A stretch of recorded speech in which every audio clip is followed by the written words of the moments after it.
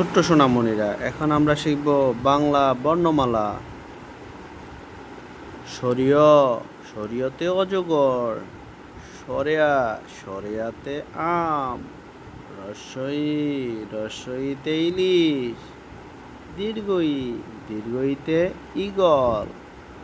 রসৌ, রসৌতে ওট। দীর্ঘ, দীর্ঘতে উষা। রি, রিতে ঋতু। এতে একতারা। ওই, ওইতে ওরাবত। ওতে ওলকচু। ও, ওতে ঔষধ।